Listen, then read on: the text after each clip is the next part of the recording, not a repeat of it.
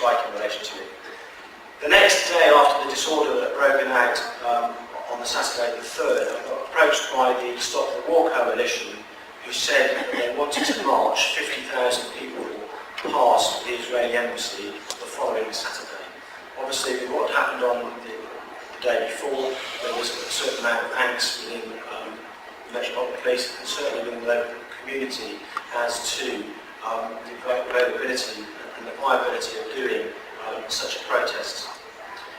So the week between that day and the 10th, there was loads of meetings with stakeholders, trying to arrange a route, trying to come to agreements as to where the rally could take place, where the march could take place, to reduce the minimum number of impacts. But also what was going on in the background were the daily protests by the pro-Palestinian community within London.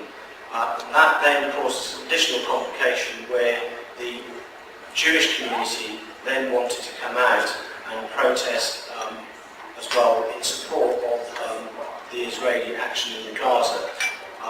And that then created another problem for us in terms of balancing and making sure that people had equal terms around demonstrations and not to be seen that we were favouring one side more than the other.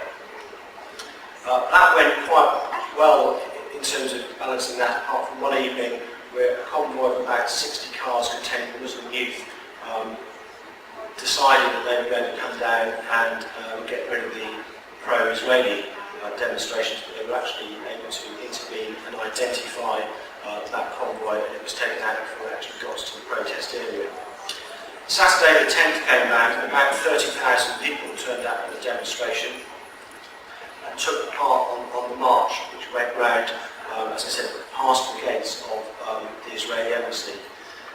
What did happen though was that we had significant disorder broke out in what was mainly a peaceful march up until the point where they got near the embassy. The disorder lasted for in excess of 3.5 hours and was probably the most sustained and highest level of disorder that we had seen in London since the 1980s.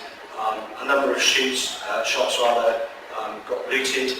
Starbucks has got Starbucks nearby, they got targeted, and in all there's about 6 or 7 shops that were looted and a huge amount of criminal damage occurred to them. I said the sustained attack on police lines was a concerted effort to get into the embassy and took over 3.5 hours. Again, we put a containment in the main levels of disorder, which was about 1,200 protesters. And this also included the stewards, the people who'd been involved in the march. We then did a very long and slow, arduous dispersal around this containment, and actually identified within the dispersal 17 people who had been arrested from the previous, or who needed to be arrested from the previous weekends. That level of disorder went on for a period of for 24 until the 24th of January. There were a number of things that came out around that we hadn't identified beforehand. There was a severe community impact on the local residential community.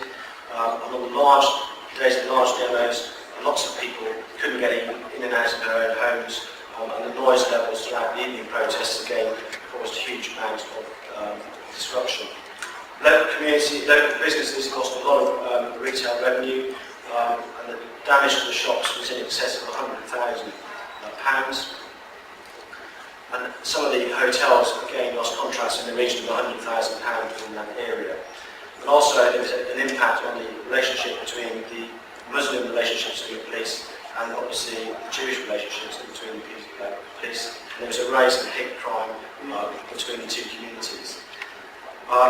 Lessons learned from it, from my perspective, was that there needs to be a balance very early on against the human rights of the local communities with those of the protesters' rights, and probably more so around the balance of the local communities. The link to the Muslim community, which we built out during the role, was key to limiting tensions between the police and the Muslim community, especially at the post-event inquiry stage where we arrested 103 people for significant offences within that, and they're currently on bail awaiting trial for that. There is definitely a role within the local authorities to supply evidence on community impact, and also a potential role to facilitate meetings between the police and various stakeholders, so that the police aren't always seen to being the people who are saying, no, you can't do this, and also to reach the harder to group stakeholders within that area of disorder or communities that impact on that area of demonstration.